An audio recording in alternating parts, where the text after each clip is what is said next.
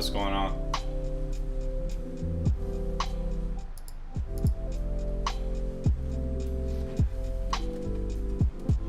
I'm gonna hide in the corner, and that's gonna be it.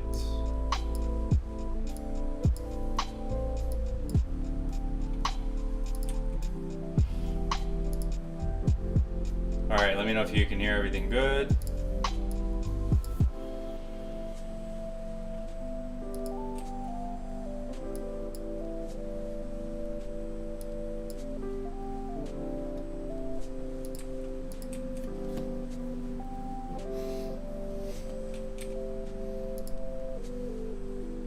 About 29-ish was the last area it was bid. So it was that 44.47 area down to that 33.29 area, more or less, on the Qs that I was watching earlier. So we made a move lower, now we're coming back in to test the range. So for me, as long as it's above 29, 729, this is bullish. We've already tested it, though it's coming back down to test it again here. It looks like it, so we'll see what happens here. So the market came back into the range advertised for some more buyers, and we got some more buyers. So we're about, the delta's pretty flat, gotta say. So, you know, this could go either way.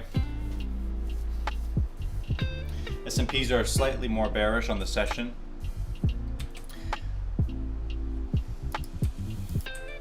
And the Russell's been the strong one off the open, but it's just been consolidating ever since, so we're just kind of watching.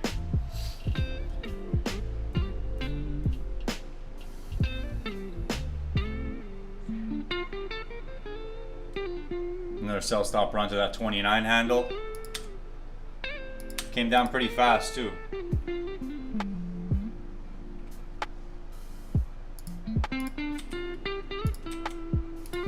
Won't get this. But it's just to say that's where you would bid if you would fade it, right? It's always tough to catch those fade trades. And I try not to take too many of them either.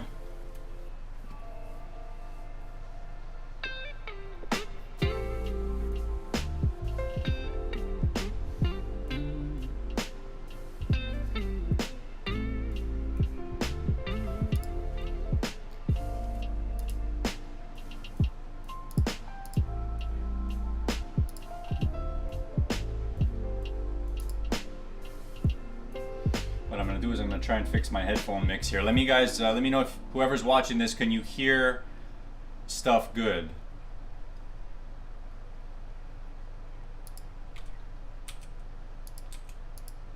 Can you hear my voice relative to the music that was just playing?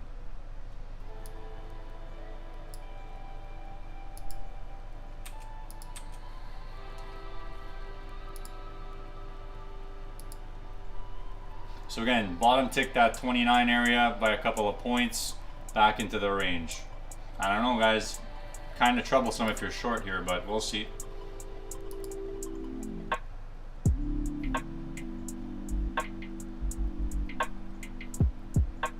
Hey, cool, nice. Thanks for letting me know. Appreciate it.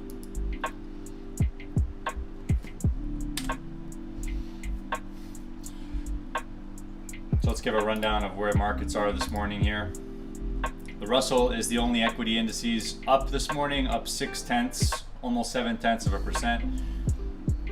The ES seeing some consolidation, mostly helped by the NASDAQ. NASDAQ seeing a bit of a recovery now, but the ES is still weak. Let's see here, crude oil down almost 0.5%. Gas, natural gas down almost over 1%. Euro stock slightly up on the session, 0.8% for the Euro bonds, and Euro stocks 50 up 0.3%. Ethereum up 2%. All right, that's what we got here. Okay, thanks Siri. I don't know how you just got activated. That's sketchy.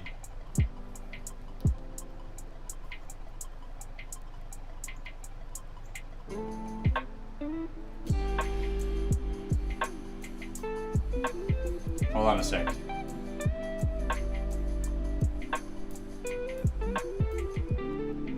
Ah, that's cool.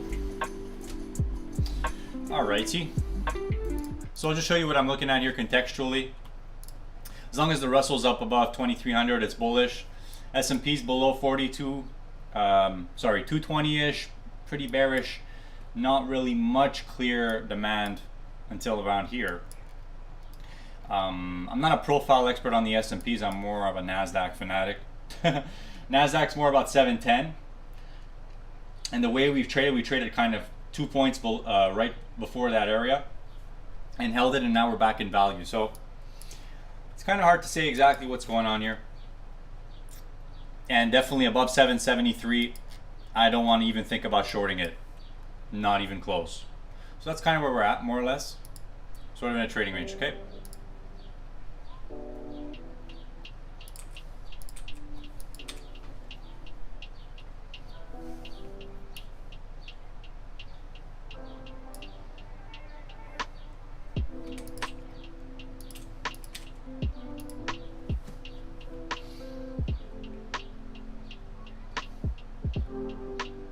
Let's see if we get some more volatility coming back as we hit the new hour here. If not, then we won't trade. Simple as that. I had one trade where I got stopped out where I tried to fade it. And that's about it.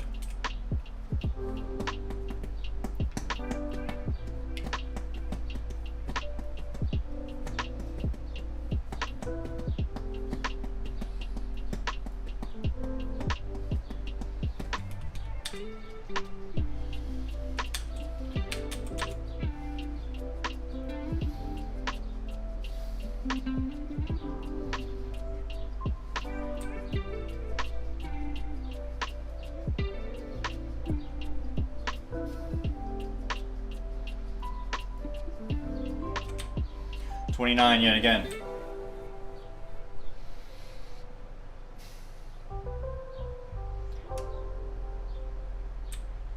More. It's a lot of selling.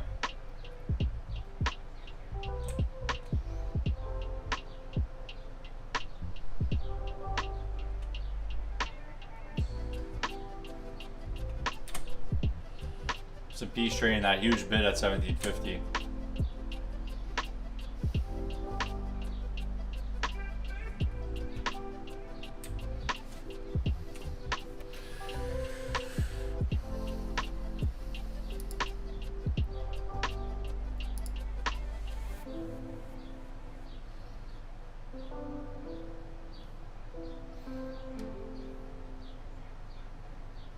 Still more to sell here. If I remember correctly, it was around 15.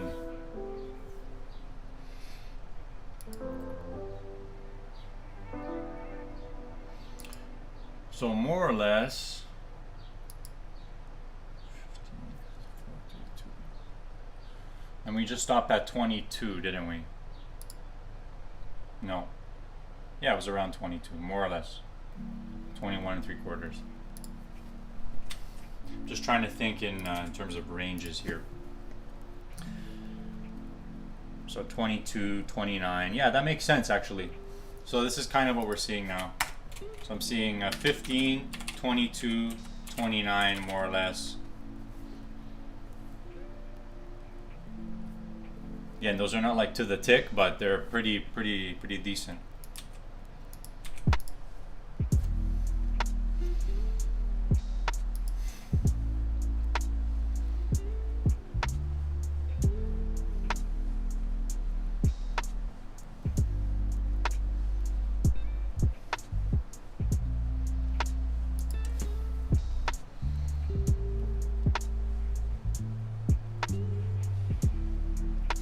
Minus 100, 2 ticks down, 22.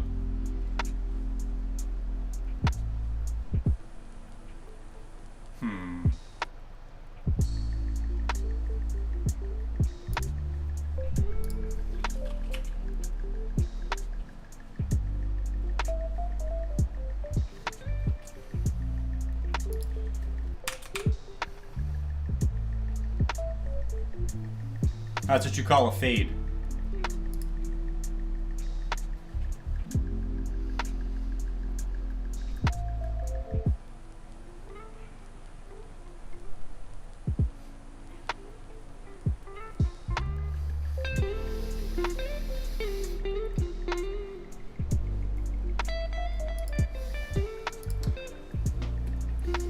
Caught it for about 6-7 points there, not bad.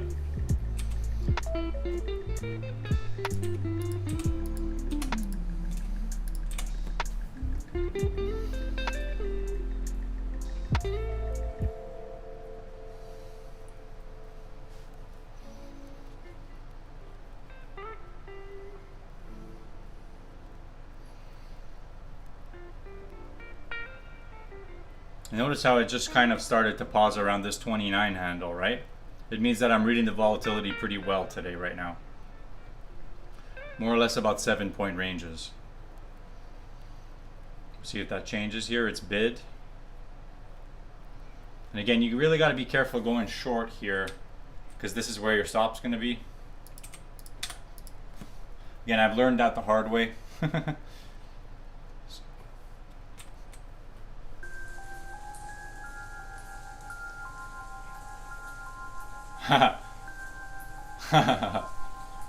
Are you from Montreal?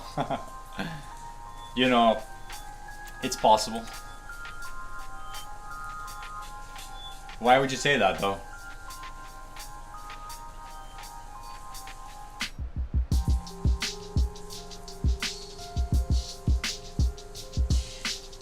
Well, it's still bid at 29 here. I mean, there you go. Squeeze them up there. Trade through the high volume node.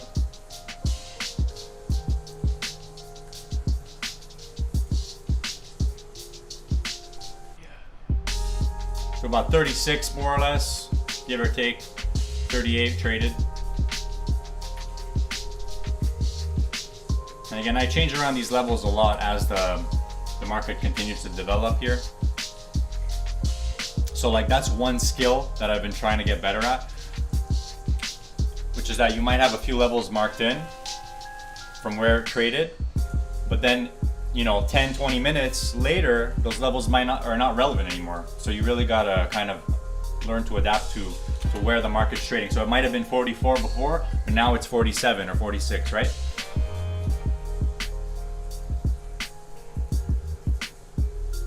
Still bidding here, 40 now, Nas. The Russell's still very muted. 44, 45.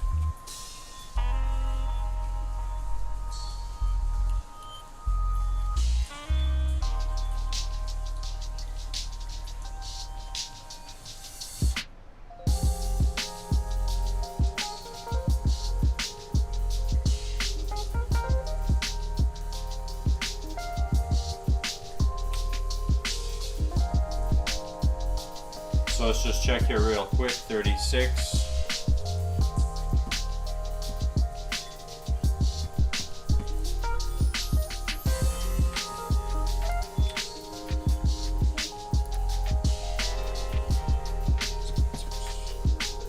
Just give or take 36.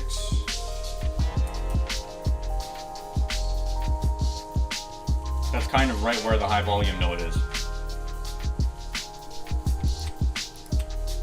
So watch how it trades coming close to here.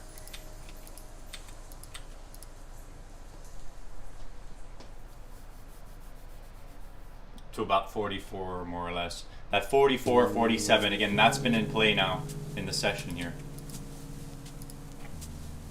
Say 44, just give or take, okay? Stumbled upon your Instagram, a friend of mine who is in Montreal follows you. Cool, man.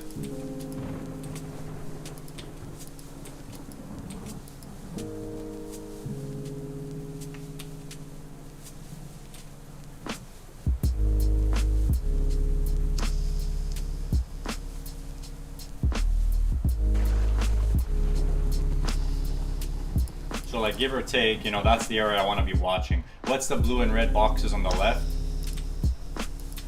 These are the deltas of the last 200 seconds. So each box was 200 seconds of time.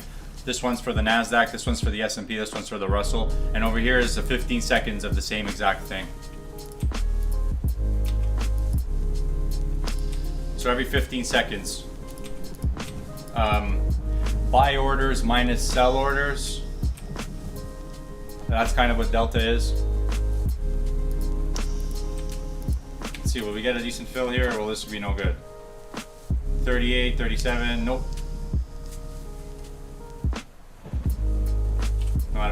slow. I would have liked a nice sweep there. But I'm watching though, 36. Top Tick Tom. That's a funny ass name, bro.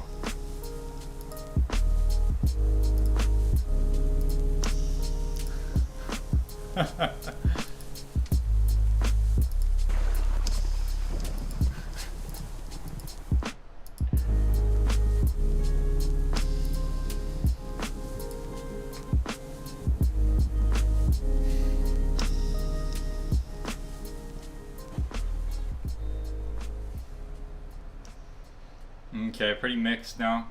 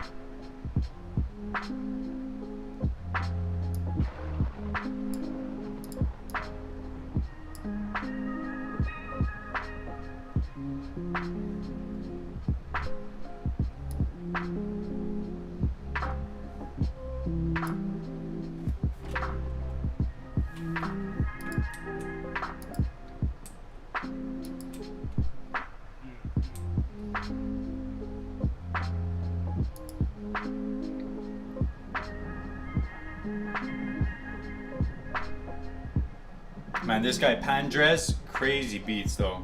And these are copyright free.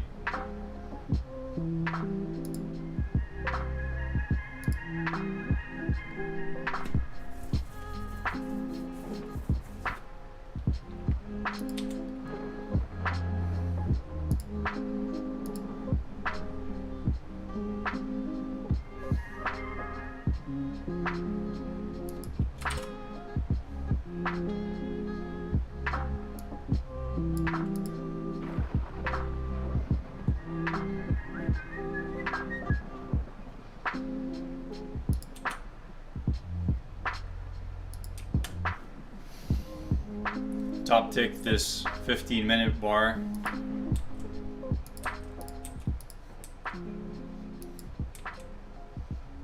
Moving up here into the 15-minute zone. 751 to 755 quarter. This is sort of a 15-minute inflection point.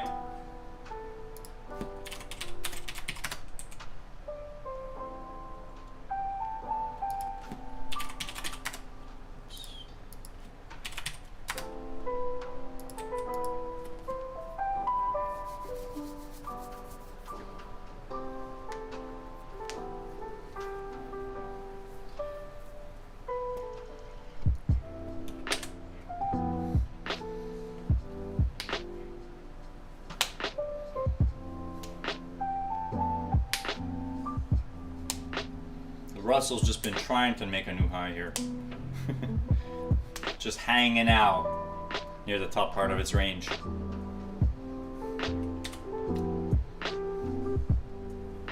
Remember that 36 was the area I was wanted to watch. Remember, it didn't quite trade it. So watch how it comes back down here. Again, some decent selling here now. About plus 130 on a down tick.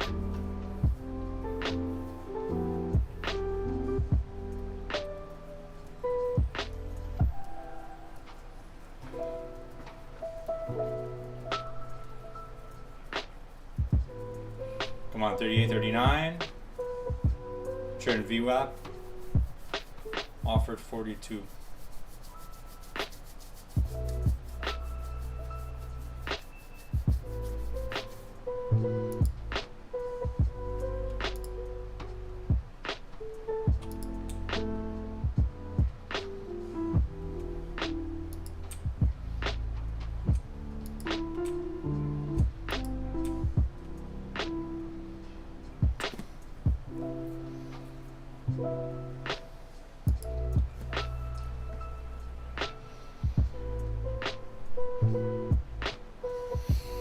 Quite a pickup in volume right here.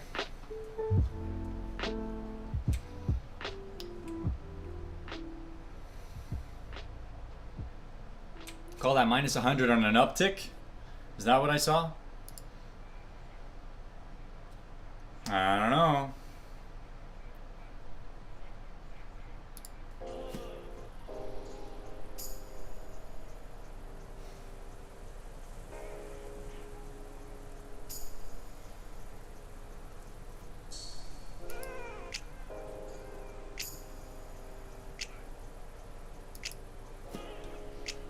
Yeah, pretty mixed. I'd rather let this one sit out a little.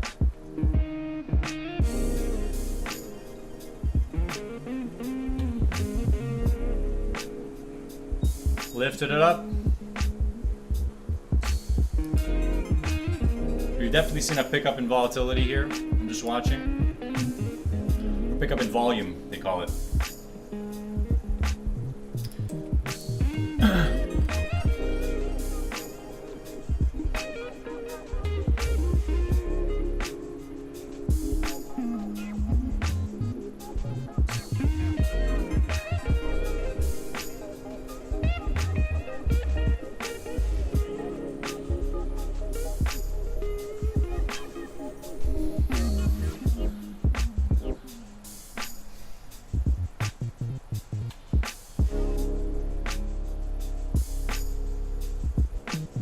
Russell made a new high.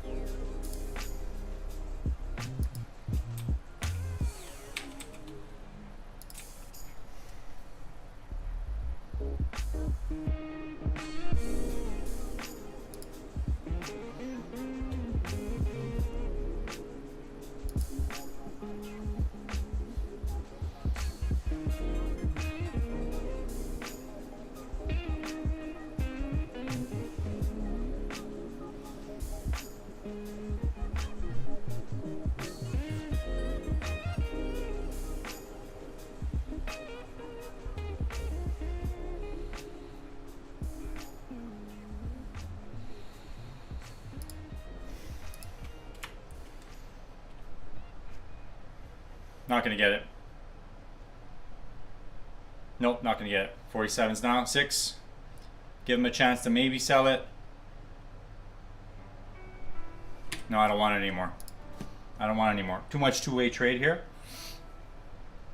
We'll keep watching though. 46, 47, I wouldn't have even got it. 48. 48 offer on a downtick, coming back in now. 44, back to the range. 36, came down fast.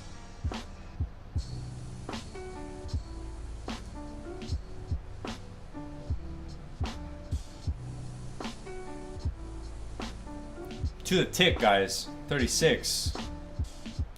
No, it's never to the tick, but it's within 1 point. That's what I mean by to the tick.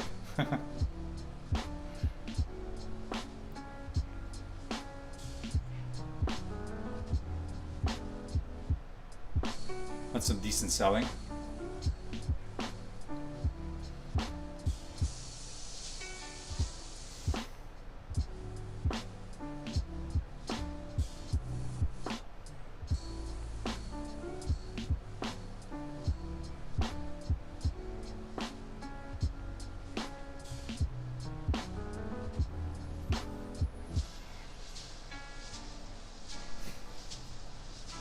$36 bid there. Come on. Trade the 5s. Let's go. Trade the 5s. Come on. Trade the 4s. Trade the 4 5s. And 1 point. Couldn't quite do it.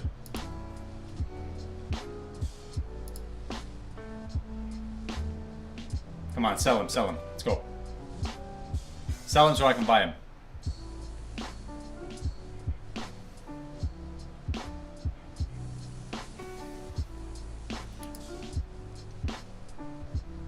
Some good absorption And that was kind of the trade, but I don't know. There's a certain thing I need to see for me to grab that fade.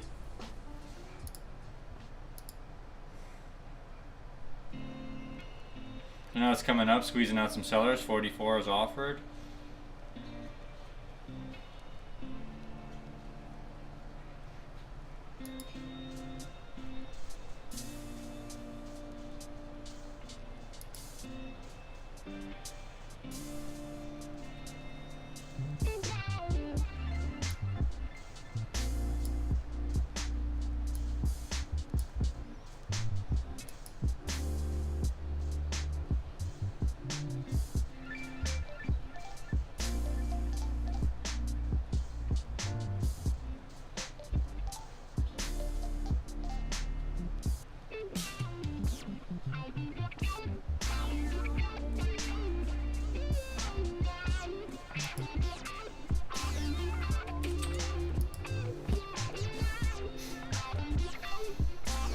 Yeah, and we top tick that 15-minute zone.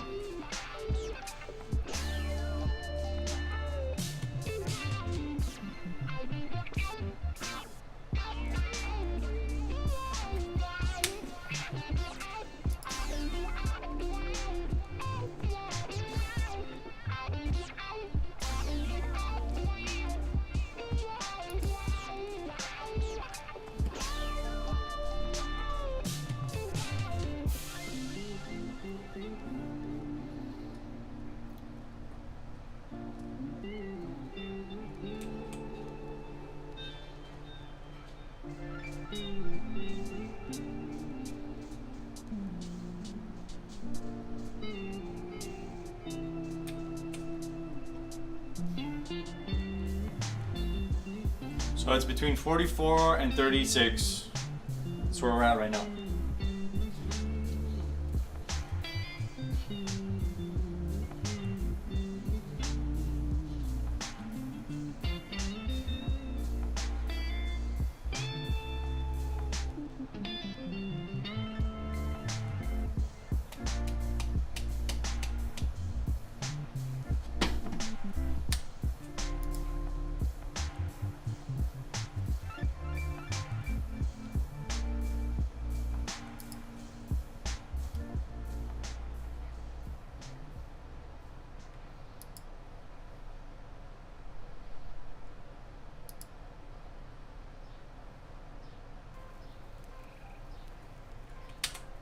Come on, give him a shot.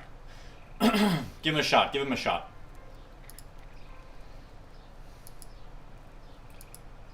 We need some traders to bottom tick this. 6 offers, 6 bids. 6 offers, 6 bids. Lift. Sweep them up.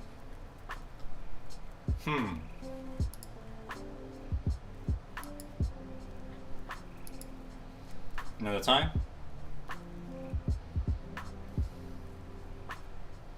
Six bids, 5. 4.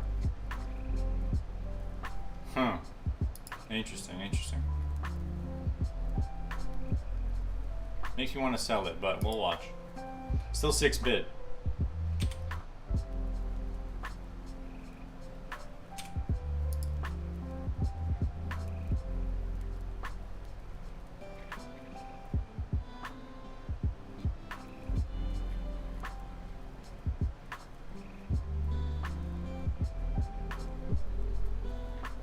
This market couldn't take my money today, but it tried.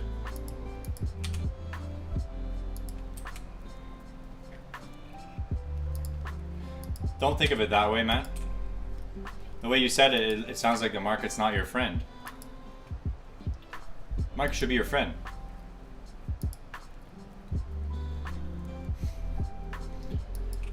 Yeah, by the way, we've been just kind of inching our way here. Look at this. It's always the 36 bid, and then it gets rebid. Look how fast it came up to here.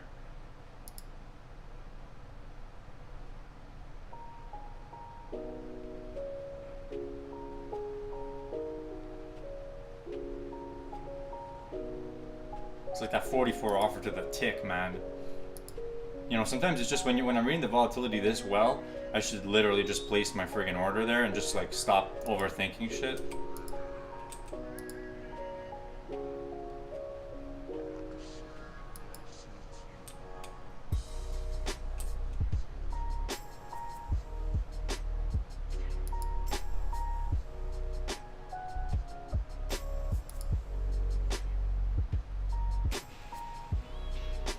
Call that minus 100 on a downtick. I'm not sure I'd like to fade it, but I'm still watching. Again, this is when it gets tricky because this 36 bid has been holding, you know, what, 15 minutes now? I haven't tried to trade against it once.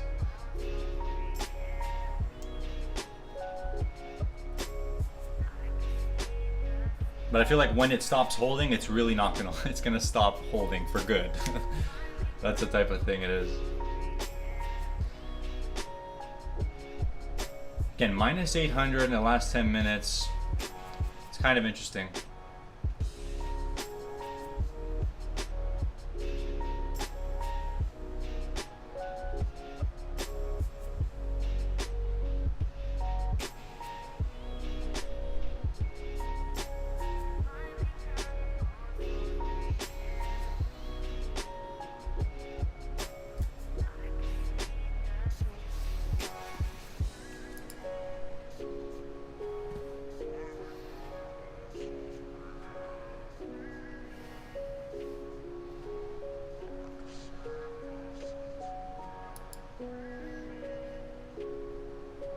Watch for an explosion in the volatility coming up pretty soon. There's traders trapped on both sides here. I can feel it.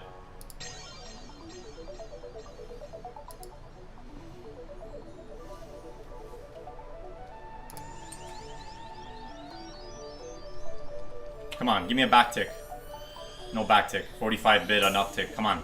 No backtick here. Going 46, 47. All on the offer practically.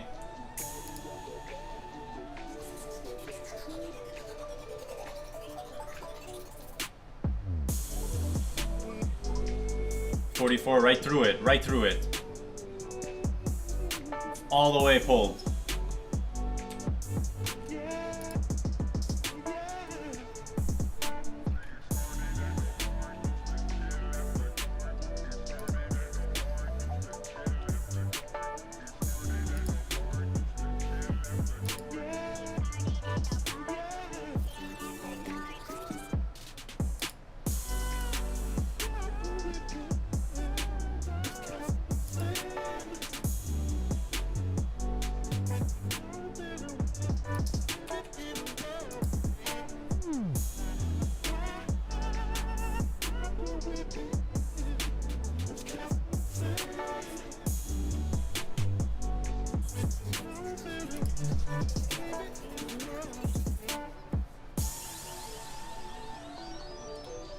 I don't have the nuts to buy it up here. 44.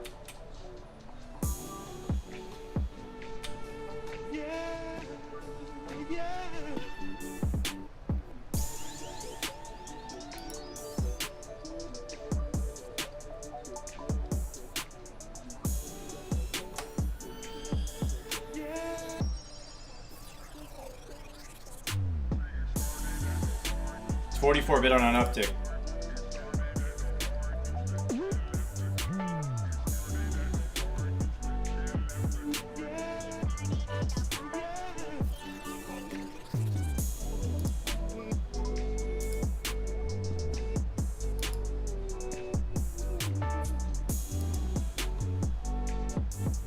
Going up here. It's 44 bid on an uptick. We're moving up on NASDAQ here. Going back into the 15-minute zone. Let's see if it can make it up here. Trading evens.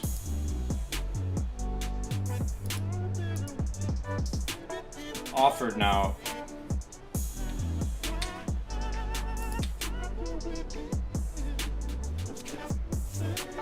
Again.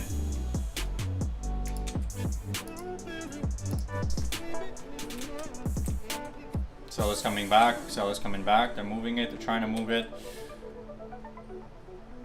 We had plus 100, now minus 60, kind of bid still.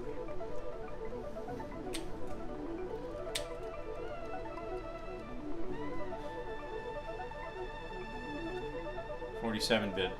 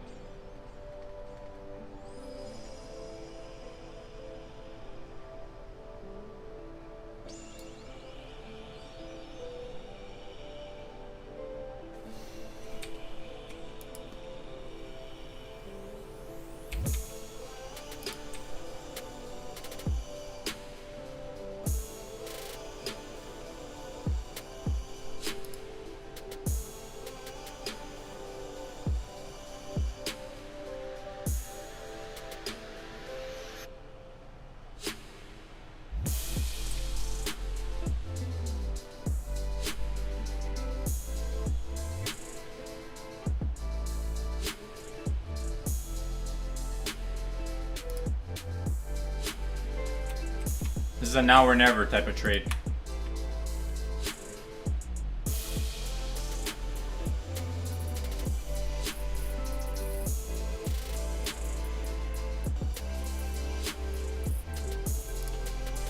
Get me out, get me out, get me out.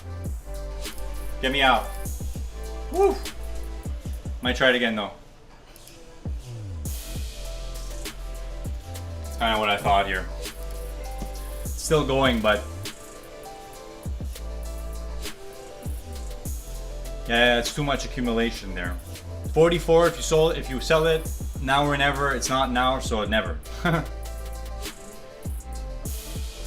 Any trade so far? Yeah. I think we're slightly up or slightly flat here. Let's see. Yeah, I'm down $3.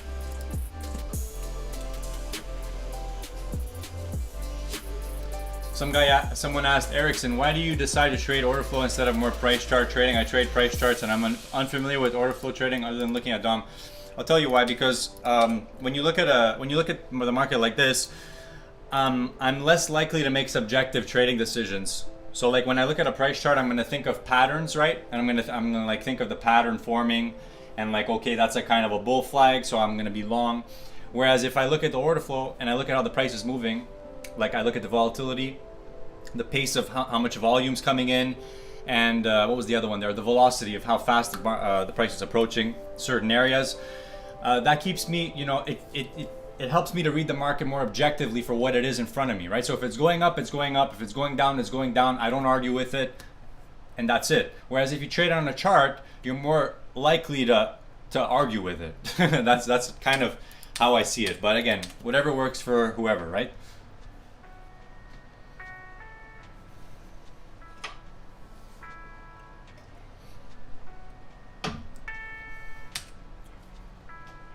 So we've been slowly going down here. Nice liquidation down to 36 yet again. 36 was the area that it was bid. If you sell it at 36, that's the bottom. We'll see.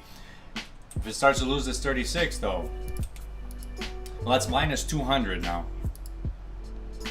Down to 36.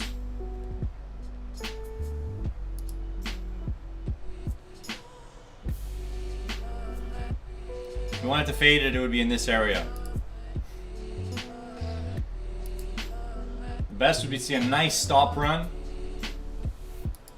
and then a rebid, but we'll see.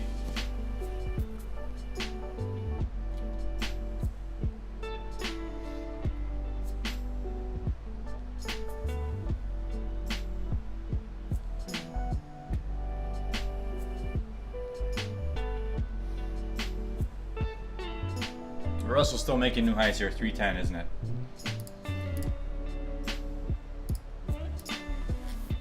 Yep. S&P seen a bit of a recovery here, 42.20. Moving up here, 15-minute momentum. Bullish above 19.75, I would say, on the S&P futures 15-minute chart. Nasdaq's more mixed. Bullish above 51 to 55. I would say if it's above that and holding above that, building volume above that, you stay long biased.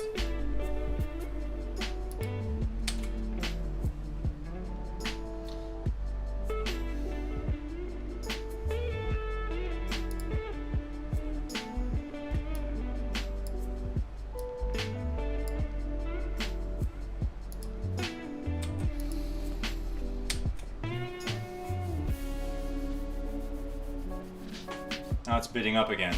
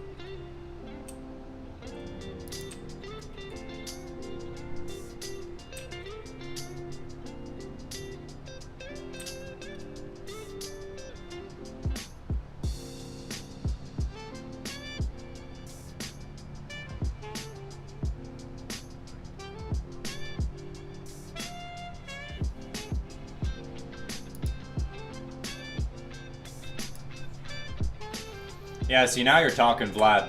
See, I like how you're seeing both perspectives, right? Good for you.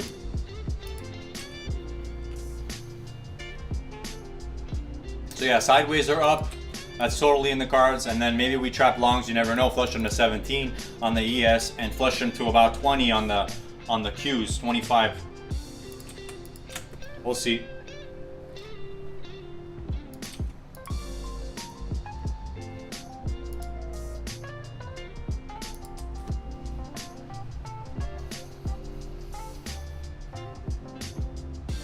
So far, this shit is bid. It's 43 here. It's bid.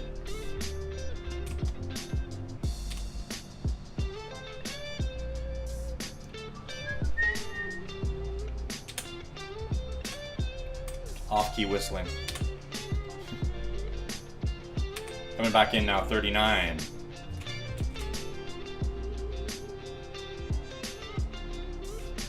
$39.25, can't move. Coming down again now, 38. Now 37. Now 36.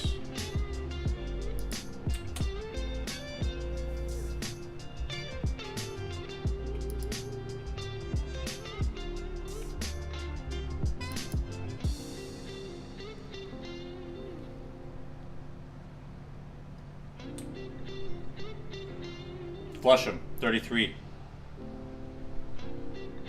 Minus 100, are we bet at 36? Or offered at 36? That's what I want to see right now.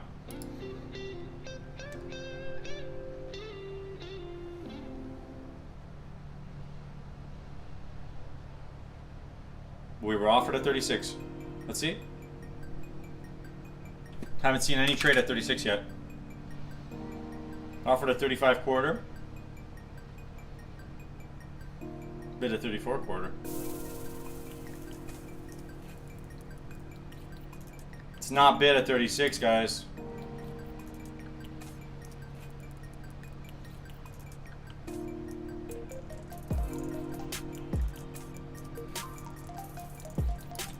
$30 there.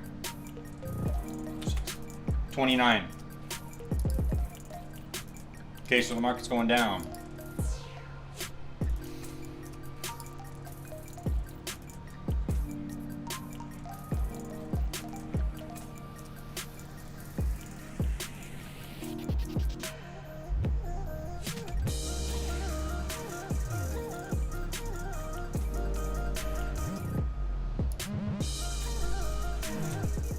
Last move is down. Yeah, and this beat is just fire.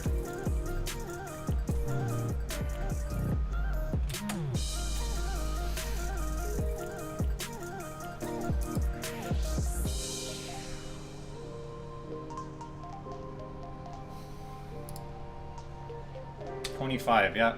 What did I say? Right to that liquidity pool.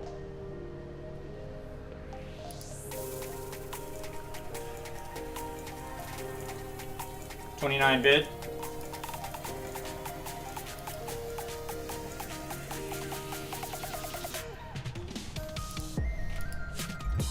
Tell you why, you know, in theory I would like to sell here, but I'll tell you why I don't like it. Is because this is behind you. This whole high volume area. That's where you get fucked, man. I don't like that. But in theory, that's where I would like to sell.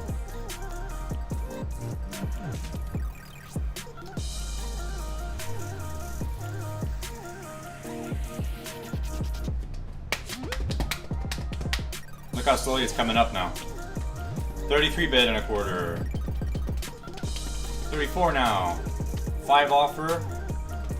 33 again.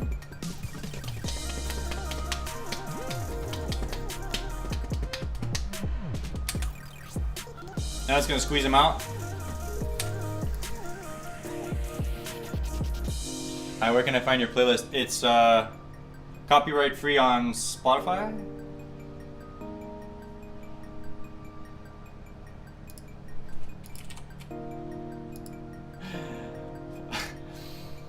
Flash the bids, flash the bids.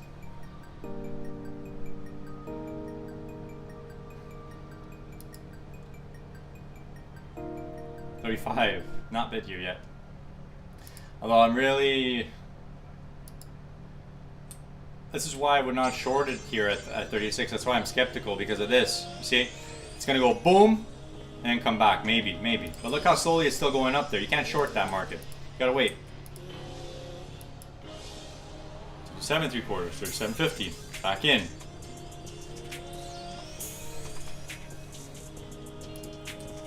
Still think it's got more to go.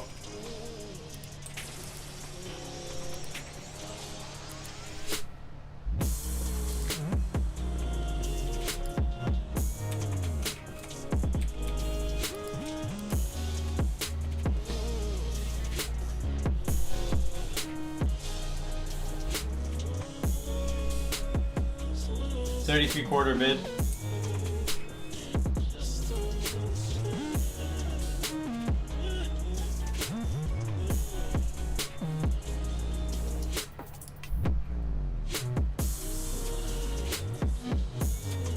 You know, this is a big moment. It's offered at 36, but I don't want to sell it because there's a high volume node right there. And we're going down. So you might just have to sell it. 29.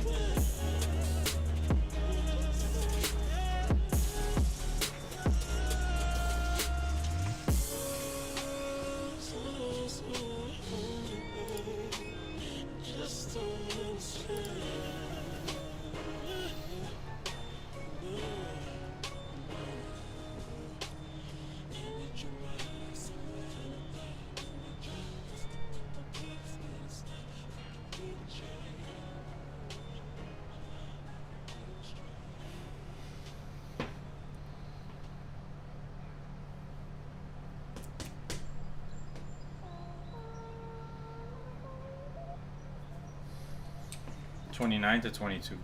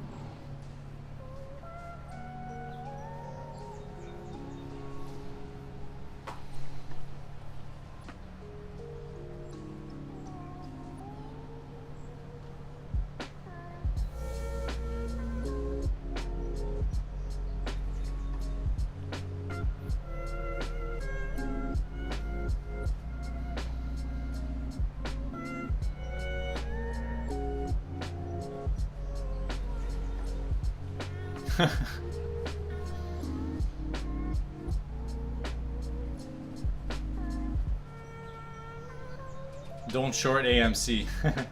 So that means shorted, right?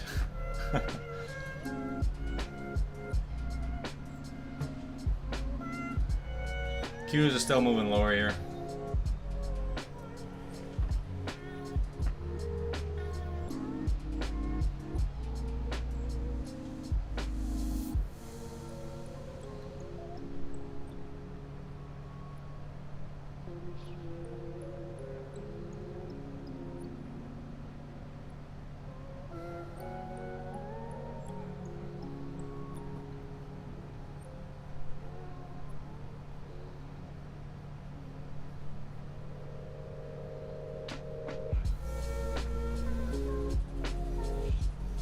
Couple of shorts cover in there.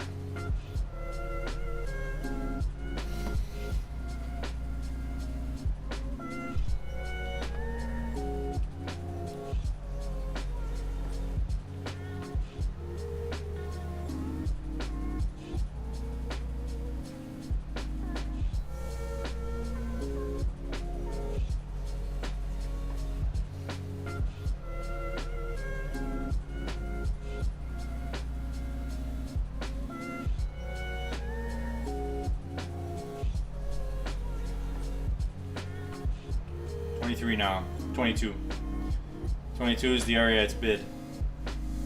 The trades are happening at 25, but 22 is the area that it's bid. 22 is the inflection point. Again, sellers can't move this shit under 25 right now. Let's see.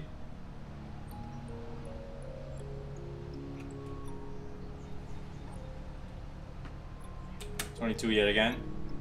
1/4, 21, now 20. Sellers taking it down now. Watch 15.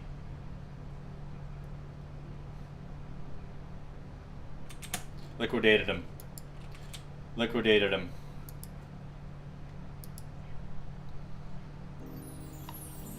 So the 22 to 29.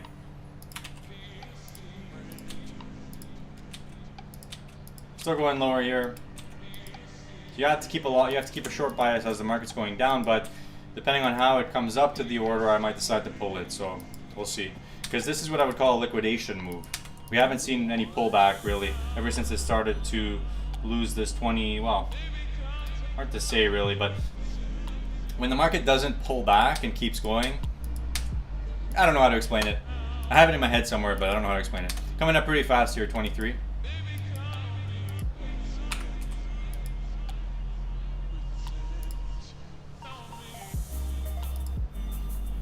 That's kind of how I'm seeing it.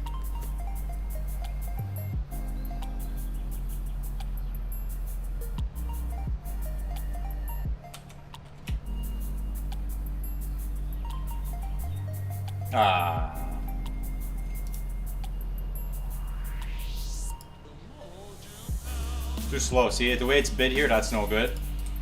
So 33 might be better. 28. No. 29.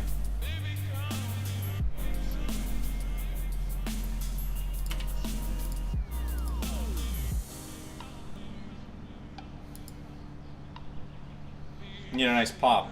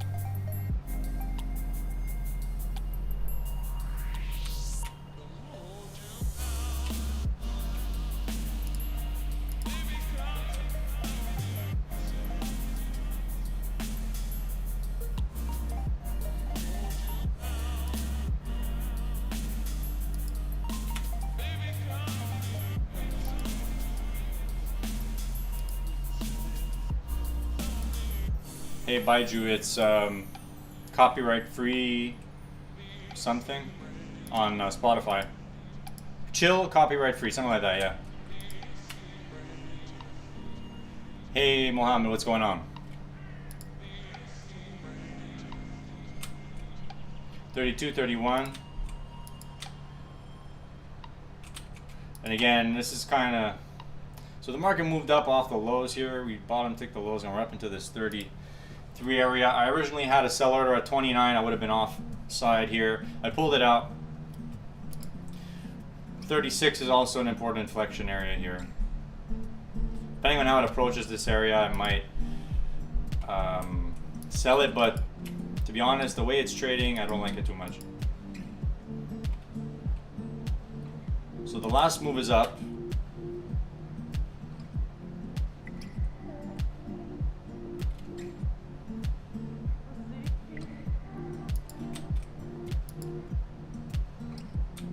$28, $27.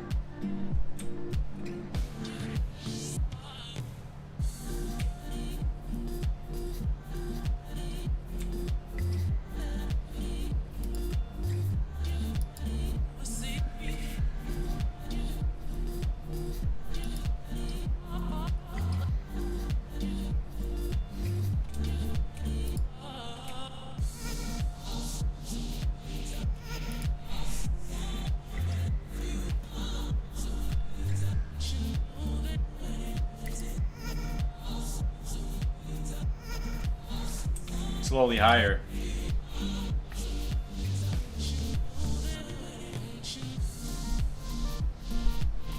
Wow. Yeah, this might be long biased here, guys.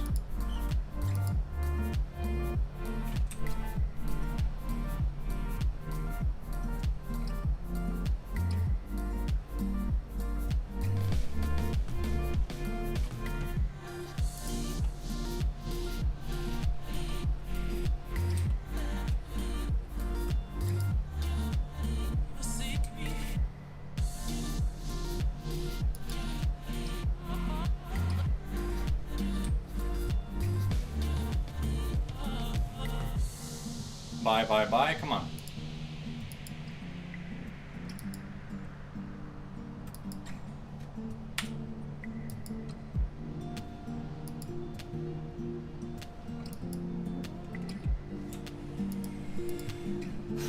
$29, come on, buy it. 30 quarter, come on.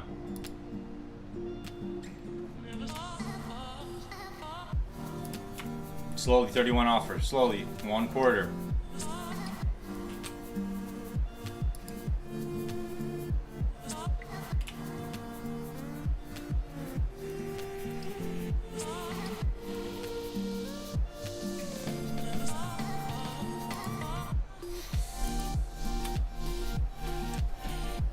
Not doing shit.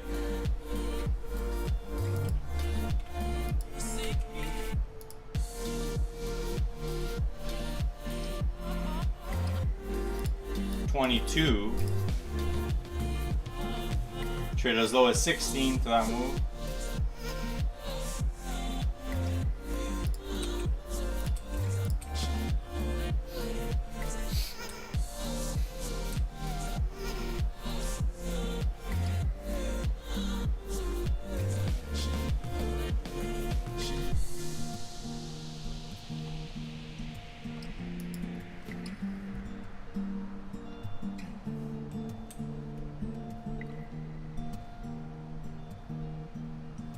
One.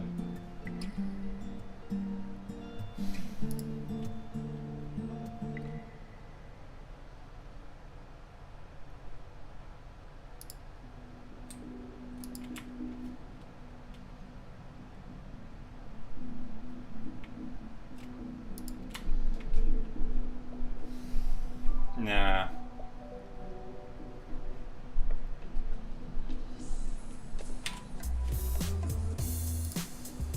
Whoops, I pulled it out. I got scared for a second.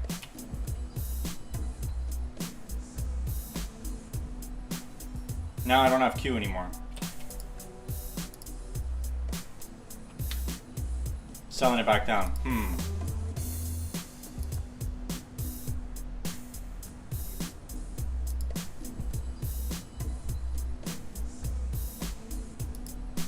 Yeah, I don't like the way it's setting up. I'll be back in a sec, guys.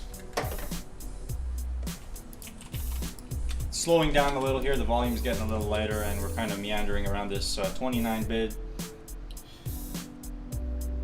So we saw a nice flush on the NASDAQ here. Did we take out the lows? No, but we took out pretty much the area, you know, a very congested sort of area. We definitely shook out some weak longs on that move down here on the S&P futures as well. So now it's kind of just like chilling on low volume. So you always got to be careful in this type of condition, because if it just starts chilling and it starts bidding up higher slowly, that's where you make the mistake of shorting it and then trying to like average down a short when it's just slowly bidding up higher, right? So just careful with that, guys. I'll be back.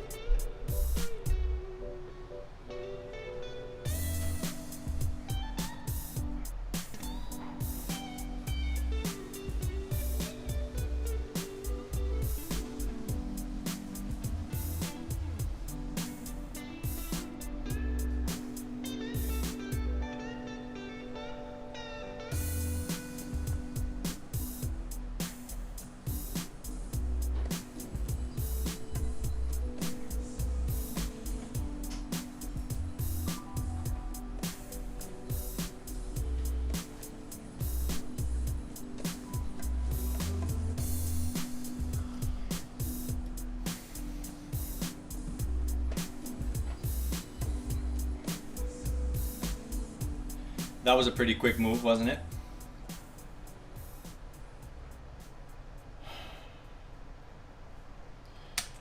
It might even be the type of move you want to fade, but hard to say. 19.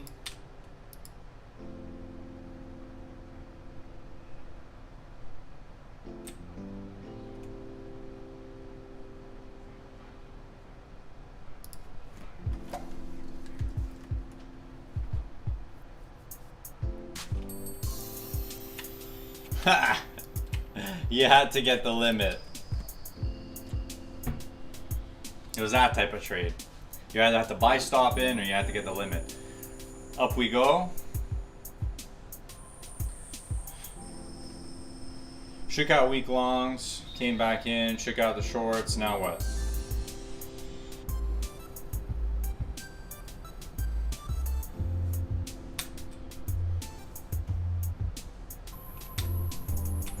Interesting, interesting, interesting.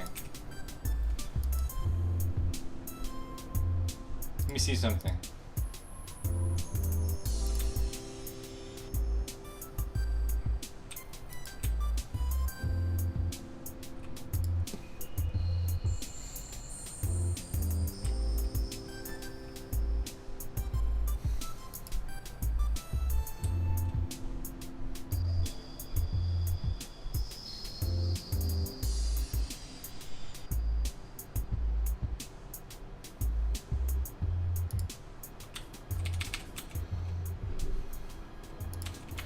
Watch me get roasted here.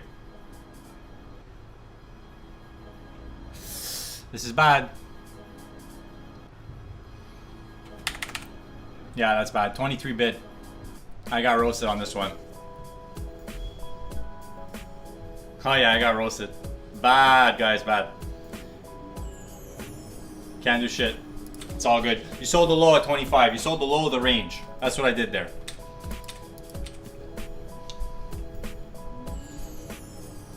And I know statistically, when I do that, I win less than I do when I do the opposite, which is to buy and sell the extremes of ranges. You know what I mean?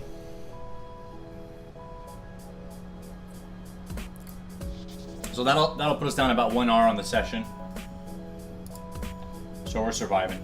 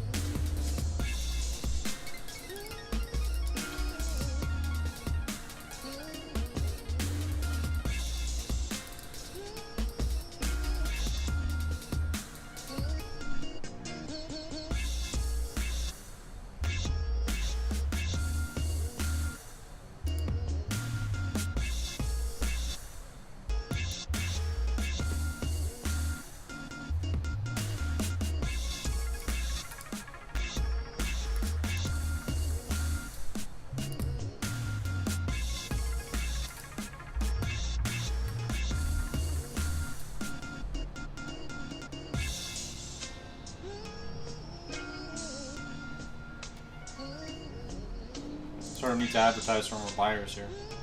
So S&P's made a new low. No fall through on that low. Let's see. Russell's making a new high right now.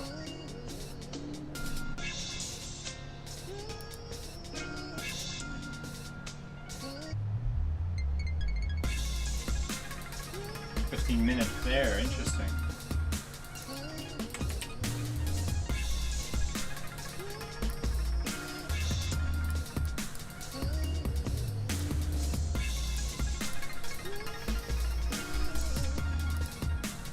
I see it now.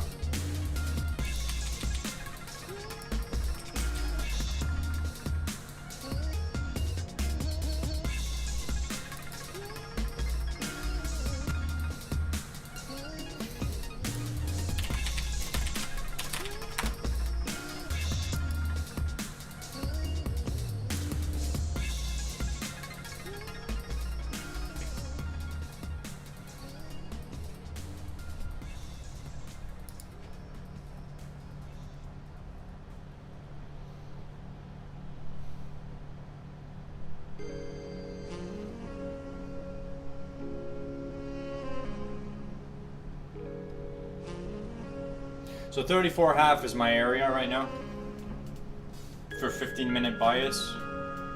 If we're below here, I'm still short biased.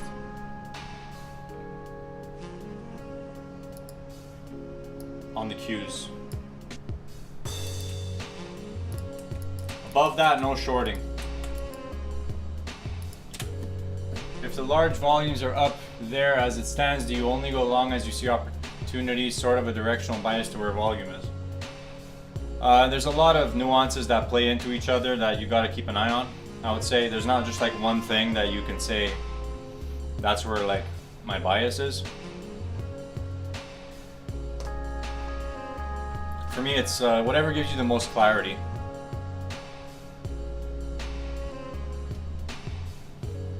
So there's a lot of nuances, right? The volatility, velocity, pace of the market. Those are the three main ones for tape reading.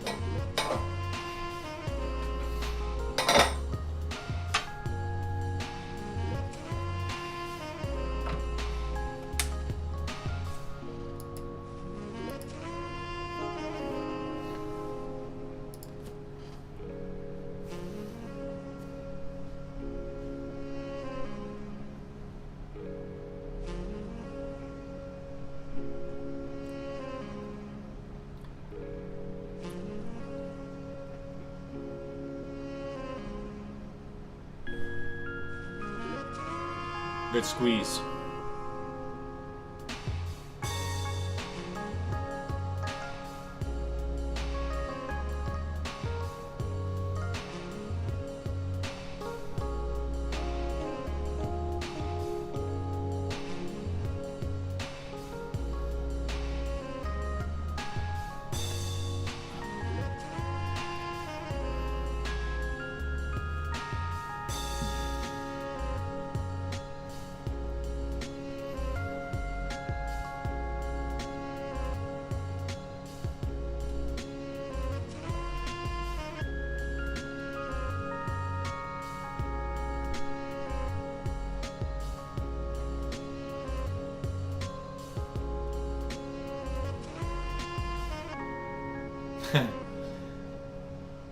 Hey, Zeverank. Yeah, that's the same sort of question Baiju asked.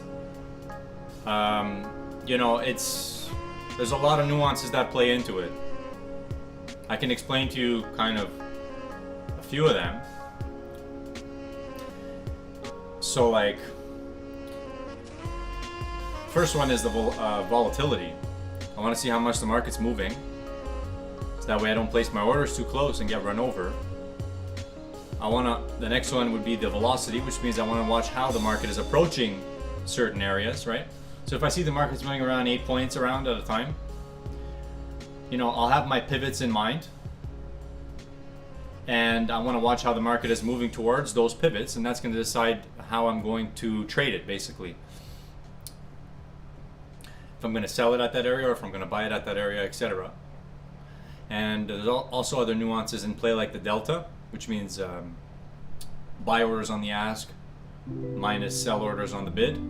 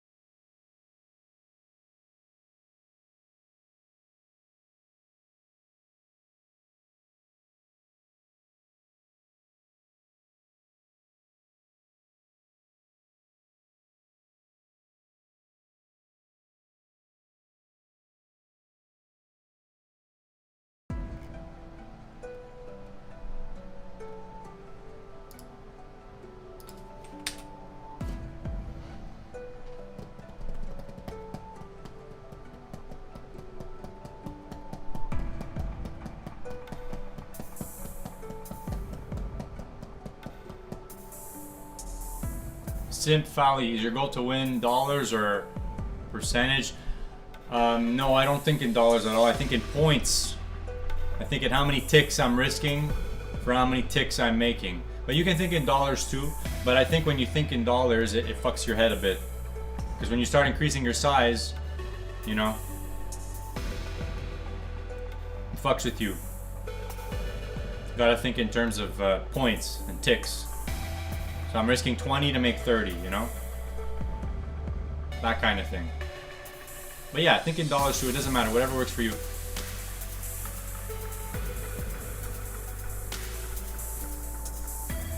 Right now, this market's not moving here. It's just been kind of chilling. I'm gonna wait for it. We might get a little move here as of noon. We'll see.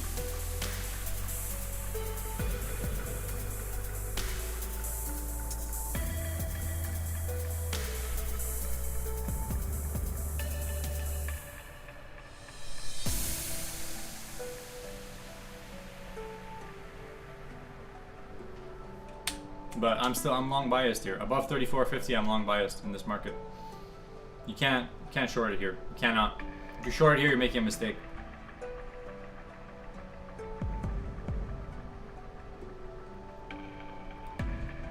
But that's just how I'm seeing the context. I'd be curious to hear how you guys are seeing it too. If you would short it here, why? Tell me why in the comments. Moving up.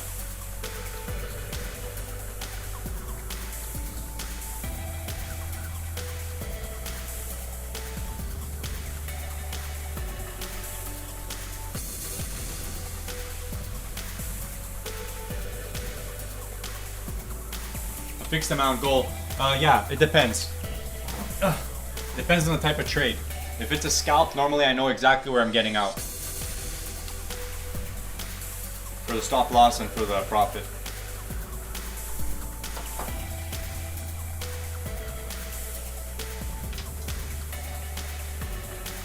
Some trades where it could be a little bit more ambiguous of where you're going to get out, right? Because there's more ambiguity, there might not be any clear levels. So those types of trades, you might want to let them run until the market gives you a signal to get out, you know?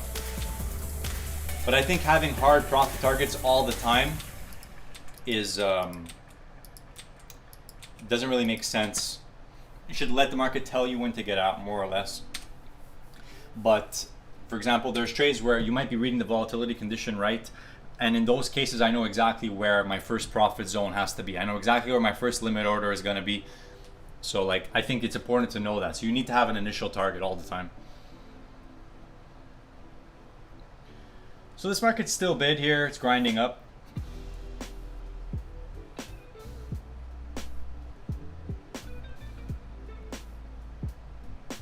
And I'm down 1 hour on the session here. Nothing crazy going on. Again, guys, anyone who's new to trading, you got to know this, is that the majority of the days you're grinding.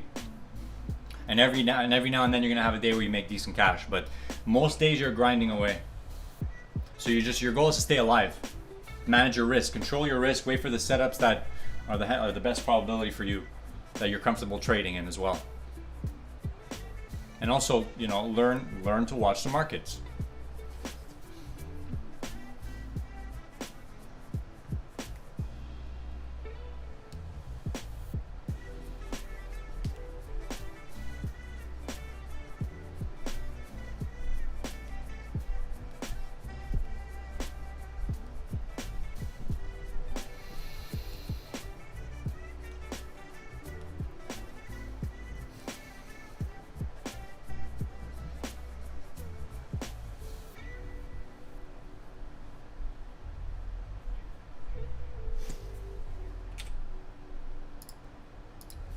It's not going to get there, but if it does, that would be interesting.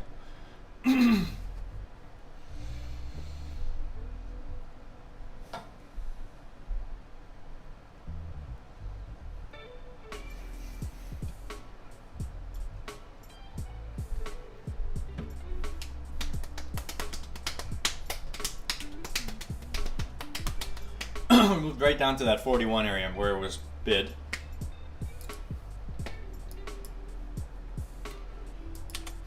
Again, I'm still waiting for someone to tell me why they would short this here. Out of the 17 people watching,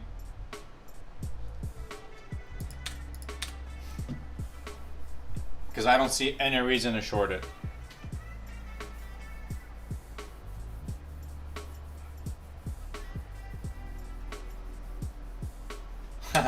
Slim Fally, no chance, man. Are you serious? Are you already at the level where the volume of your trades can impact the result of your trade? No. No chance.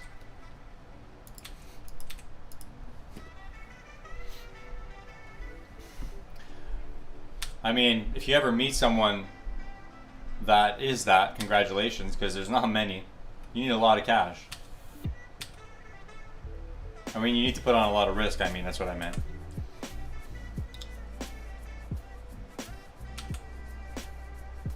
Vlad says forget about shorting. Yeah, you're probably right. I'm long biased here. Above 34.50, I'm long biased in this NASDAQ. So technically, you know, if you want to be a little more aggressive, you could just buy it here, you could buy it here, you could buy it here.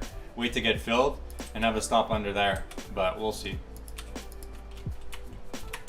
Let's see, now we're coming in to trade this area, which is the 15-minute battle zone from earlier. So if you were long, this would be a decent profit zone. Again, very methodical, kind of one-sided market now. I don't like this type of environment very much. It's very boring. When you get this, here I'll show you. When you get this type of shit, one-sided grind. Quite boring.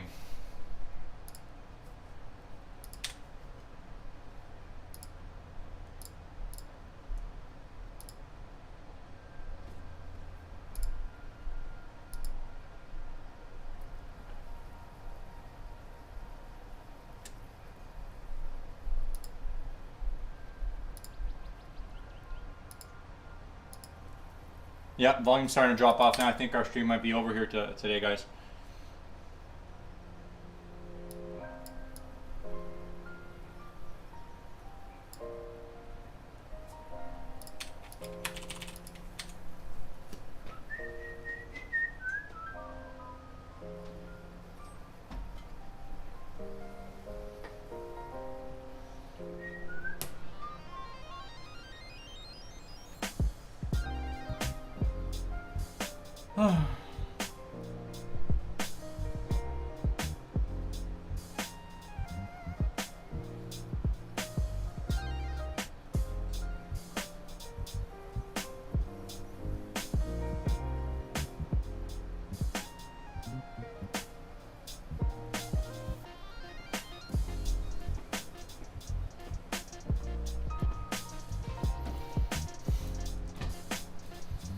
Yeah, we're doing about 100 every 15 seconds now.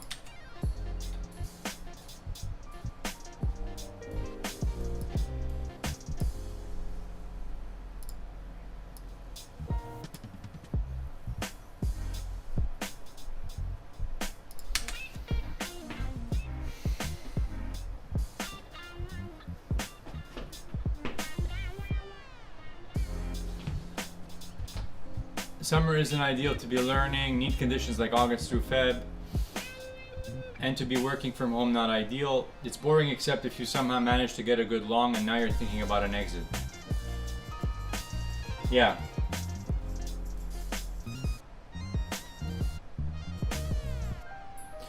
Well, you know, you never know. We might get some decent volatility this summer, but lately it's been kind of slow. The last 2 weeks, conditions have not been optimal. So, you know, in these types of conditions, you just want to learn how to preserve your capital, you know, learn how to control your risk, wait for the right setups, you know, playbook the setups that you can see are working well. And, you know, don't try and trade too much in this environment. If you get a good trade, hold on to it, you know, get paid and hold on to some if you can. But see, now in this, the environments change around a lot. And, you know, you might get 1 hour of good trading, and then the rest of the session it's like, all right, it's either you go long or you don't do anything, like now.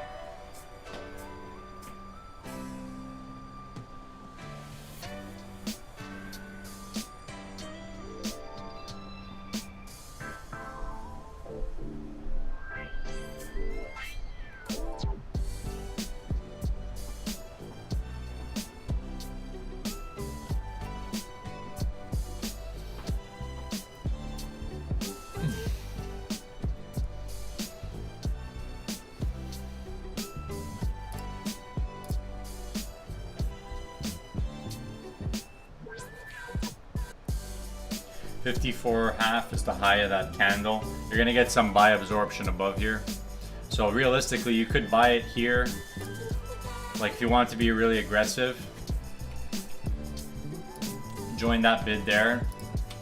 But the way it's moving up, it looks like it just wants to pop it. I don't think I'll even get filled here.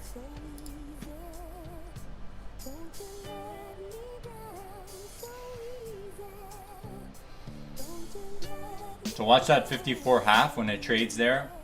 Oh, you know, it's already traded it, hasn't it? 54.25. No, 53.5 was the high of that bar. That's right. And we did see some absorption there.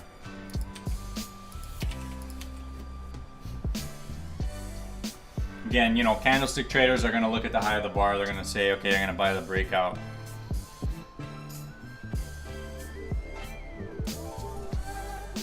Now, if you bought it, this is what you have to think. You always have to think in terms of other traders here. Traders who are buying this as a breakout, a 15-minute candle breakout. I've seen a lot of people on YouTube talk about this. It's funny. They're buying it now. They're long, right? He's long here, he's long here, he's long here. Okay, they're long. Now, where are they going to put their stop? Right under the even number. So that's how you kind of have to see it.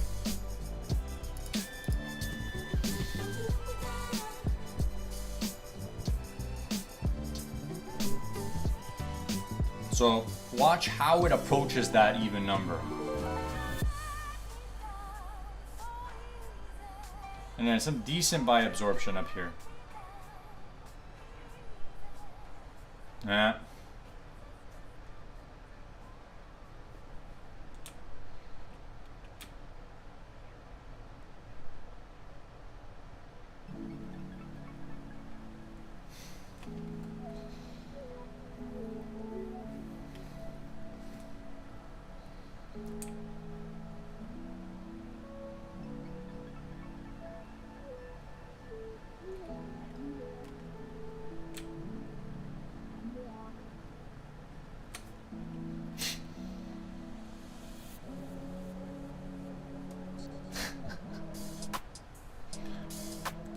$53.5 on an uptick.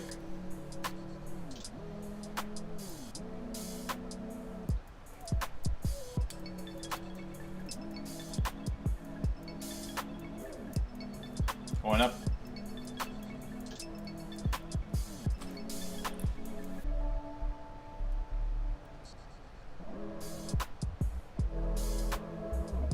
Still bid, guys. I mean, look, it's doing two-way volume.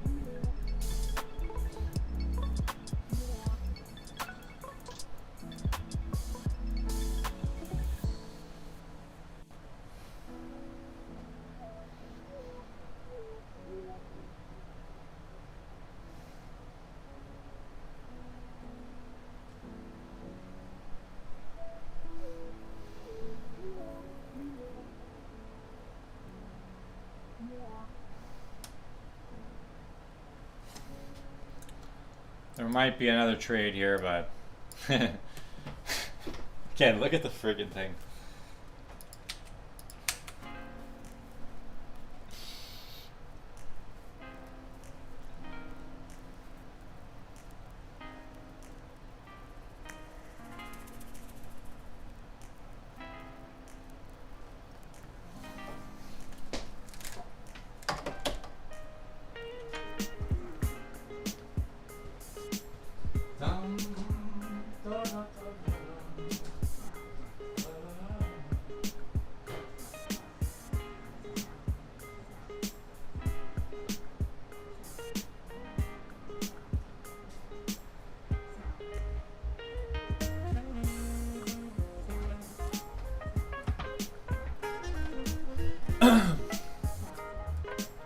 let's see where we're at in the session actually.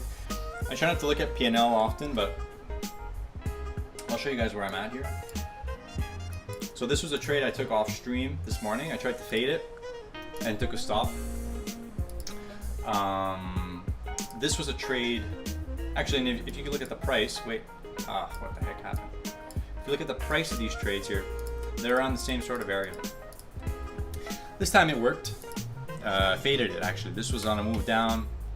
Took out this area by 2-3 points on a lot of sell orders. And then I faded it, right? So I bought it at 22 off of a down move. And it worked. This was a short at 44, wasn't it? Yes. And it was bid against me, so I scratched it for a small loss. That was a good scratch. Then this trade right here was, I tried to sell it at 22. And notice that pivot, it's the same pivot. And this was a very aggressive sell. It was the type of trade where you sell at the bottom of a range, aka a breakout. And there were other factors confirming that this was a decent trade to take at that moment. It just so happened that I pretty much bottom ticked it. So it happens, right? MFE, yeah, you can see I had a few ticks in my favor there. And then the thing just bid, it was bid against me probably a few seconds after entering the trade. And once it's, if it's bid against you for a short, you kind of don't want that. You really got to consider scratching it after that, Some trades you need to give them more breathing room, right? You can let it be bid against you for a few seconds, and if it's still good, you stay in. But most of the time, if you're selling at the low of a range and it's bid against you immediately, you got bottom ticked or top ticked, and you got to get the hell out. And that's trading for you guys. So it's all about controlling your risk when you enter these types of trades. That's the first part, controlling your risk. And then if the trade works out, then you have to learn how to manage your profit in the trade and not get out too quickly either, because statistically, if your profits are smaller than your losses, you're gonna go broke. So things like that, right? Simp Valley, do you have a video or plan to do a video on how to measure how lucky or unlucky you are bad days, even though you were actually doing the right things, good day doing terrible decisions? Luck is a very important component. You should never underestimate luck in anything in life. Luck is very important, and it happens, right? You get lucky.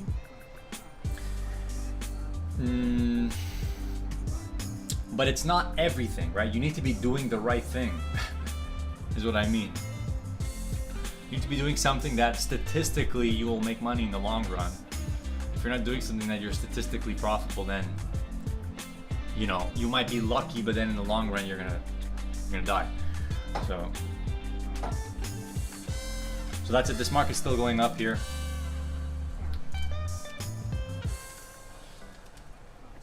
But it's not all luck. There are certain things that we use, that keep us on the right side of probabilities. Like if you've been watching my stream, I said it, once this market gets back over 735 and it stays above that, no shorting. You can't short it because there's no clear areas above it. And the condition says that if it's above that area, the probability is against you if you try and short it. And what do? We move up through 30 points. Now, try buying it, you have to buy the top in order to get long on that move. Because what it does is it continues to bid up higher, right? So it's bid at 49, it goes higher.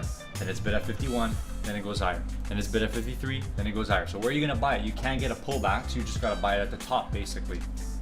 So I might know that the market is likely to continue higher, but being able to execute that trade is a different thing completely. You see what I'm saying? And that's why trading is not easy.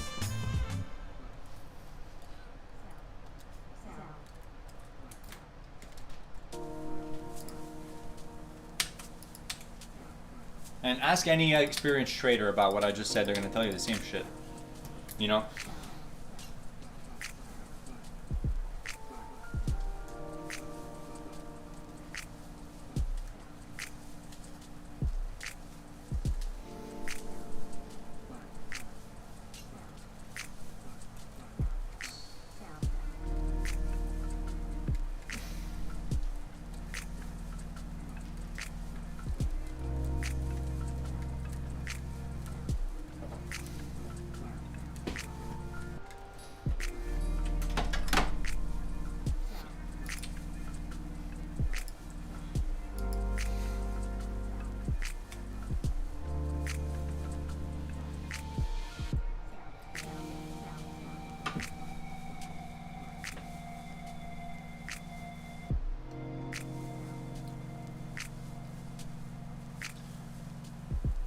Lucky would be doubling and quadrupling your bank account in a negative expectancy game. Yeah, that would be really, really lucky.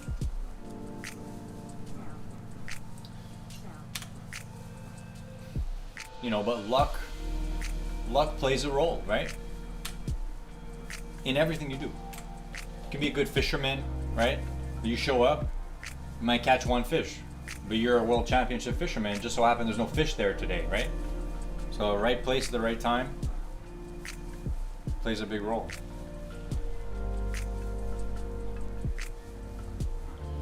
It's hard to know if you're playing the right game. Yeah, you got to play it. You got to play it long enough, I guess,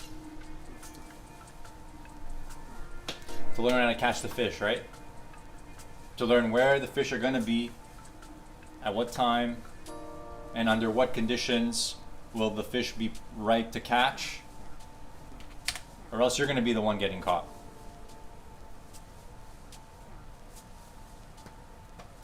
So we're sort of fading off of these highs here. 58 offers trading.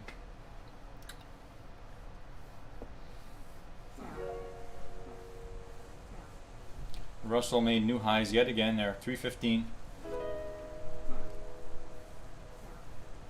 I have a bid in this area just for pretty much just because this was a prior resistance area, and now I want to see how the market approaches it. If we shoot down to it, it might be a decent bid.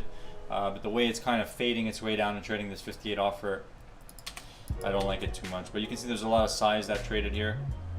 There's a 58 there, 68, 62. A lot of these sellers kind of got trapped. This 104 here, that's interesting. That might be a profit target. As I saw, the market was trading a lot of size at that 58 quarter.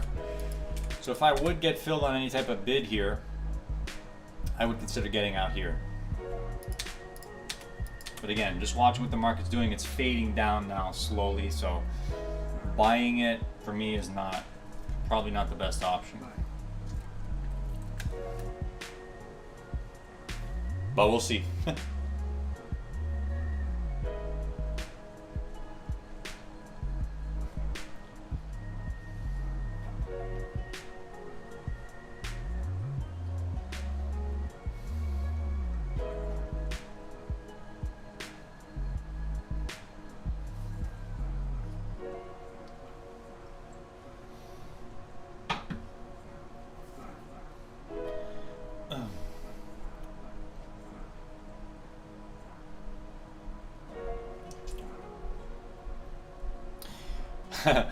Yeah, I see your statistics there. 49% of people, if everyone played once, would walk out with double. 25 would walk out with quadruple. But you know, what is that statistic based off of?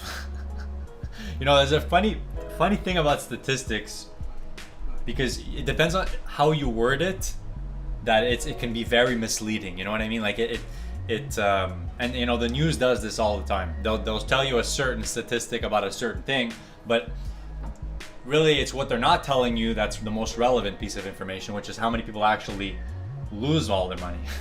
Anyways.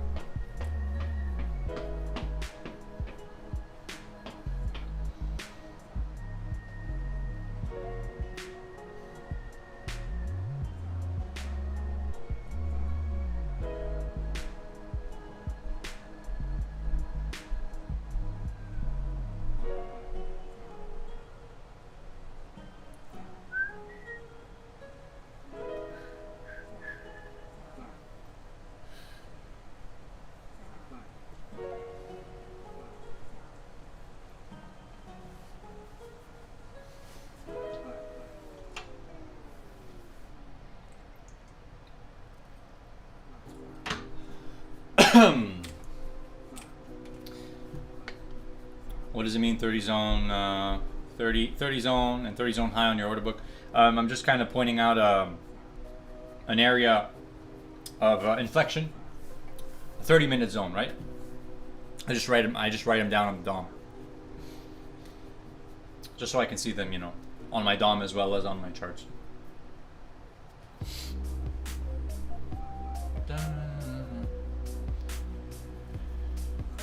In reality, people do much more than one trade at the casino, so most people lose it all. Yeah.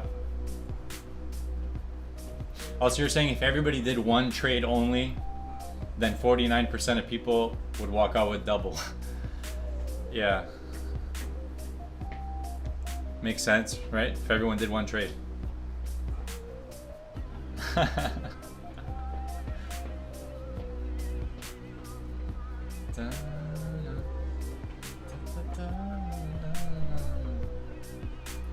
Yeah, this is a sleep fest now. We're gonna get out of here, guys. Look at this volume here now. We're trading like 50, 60, 70 contracts every 15 seconds. I'm out of here. I'm out of here. I'm out of here. We're 12:23. Well, wait, you know, wait till the top of the hour. 12:30. If the volume is like this at 12:30, we're out of this shit. Out of this, out of this, out of this. Gone.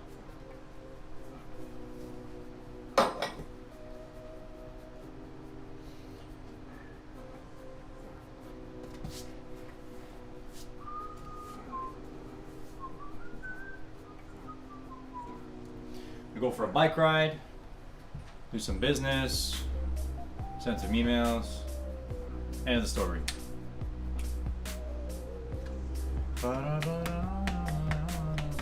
And if somebody walked out with 4 times what they came in with, you'd expect them to be really lucky.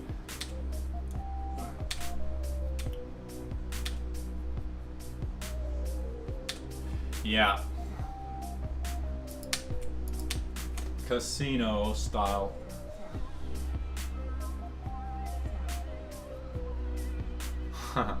Hey, no problem, man. I've been streaming a little bit more these days. I know my stream's kind of boring. I'm trying to improve it, but you know, it's trading. Trading is not fun. Trading is boring. So the stream will be boring because I'm trading. You see what I'm saying?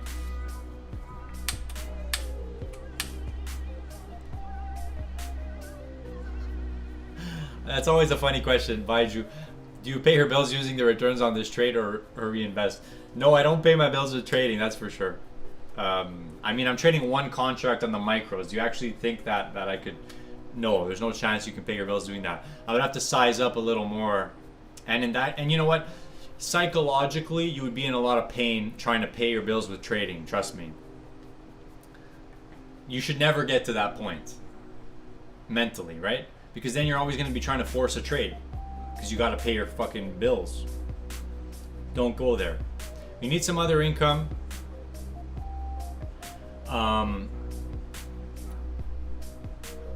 And use trading as a way to leverage it. Risk activity. That's what trading is. So use risk capital to do risk activity.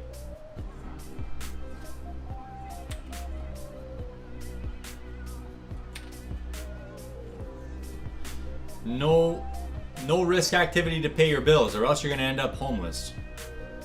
Well, maybe not, but you're going to end up messed in your head. Maybe, I don't know.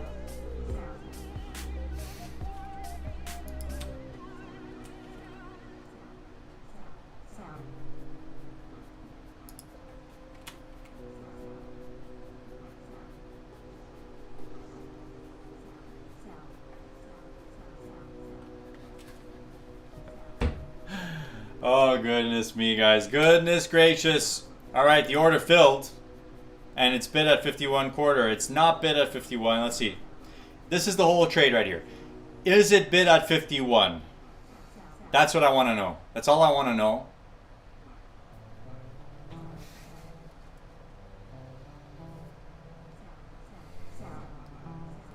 Two-point sweep. It's not bid at 51. It is not bid at 51. It is offered at 51 right now.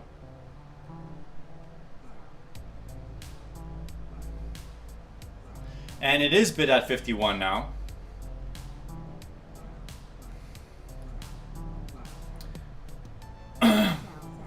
$51 bid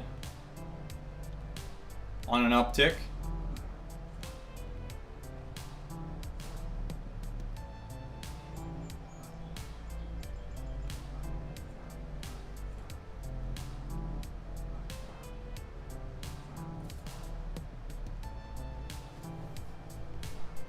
It's trying. Give it a minute.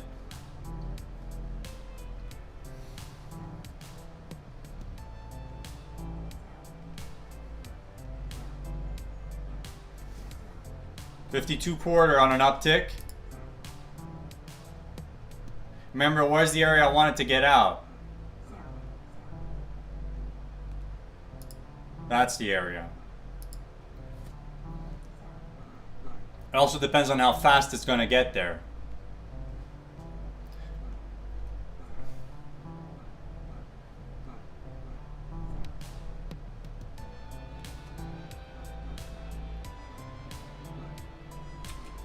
$55 quarter. Vlad, never sell. Yeah, I don't play that kind of bullshit game. Never sell. Yeah, never sell.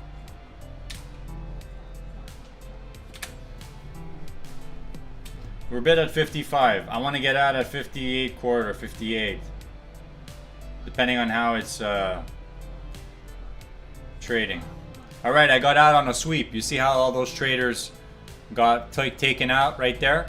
I got out on the sweep. You see how the price swept up and took out my limit order?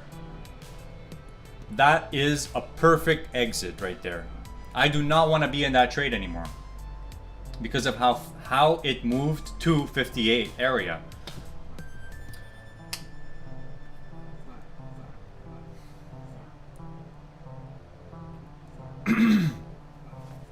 So that was an example the guy was asking earlier. Do you know where you're going to get out? Yeah, I know where my first profit target is going to be. Yeah, I do. And since I only traded one contract, you have to you basically have to get paid. Because if you don't get paid when you have a profit, then you're never going to get paid. And that's how you go broke trading. I made a video called 4 Ways to Go Broke Trading. Go watch it. Now the market might continue going up, but I don't care. I got paid on that trade, you know?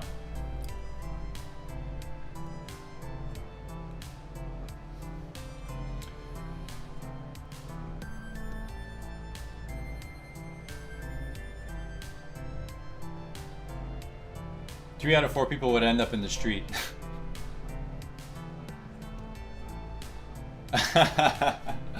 Yeah, Simp, man, I appreciate it. I appreciate you asking the questions to entertain me. Thanks. And thanks, M. Lujic, for saying my streams are not boring. You know, they kind of are. I'm thinking for the general public here. You know, general public. Yes, this is. They don't know what the hell. You're gonna come in. You're gonna look at this. What the hell is this? What is this? What is this? What is this? What is that? What is that? What is this? What is that? That's what you're gonna say.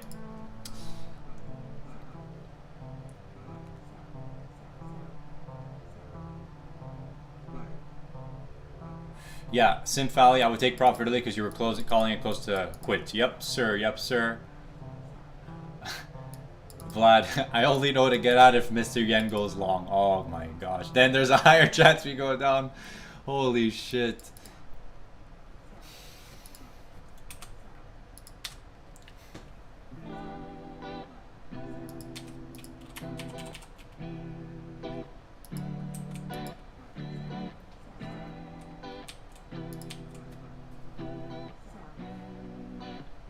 $12.30, we caught that trade and I think we're gonna cut it. Yeah, I think we're gonna cut it. I'll be back again and then I'll cut it. I'll be back one more time and then we'll cut it. Maybe.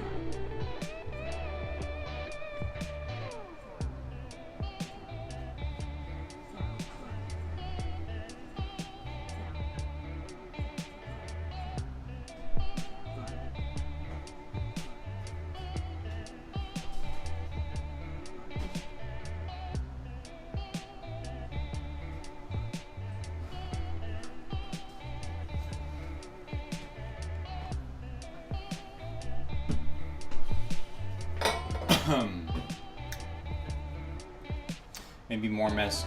Bye bye, Simp Valley. Take care. Out for beer. Probably not watching until 1 p.m. Yep. Yep, that's gonna be it for me too, guys.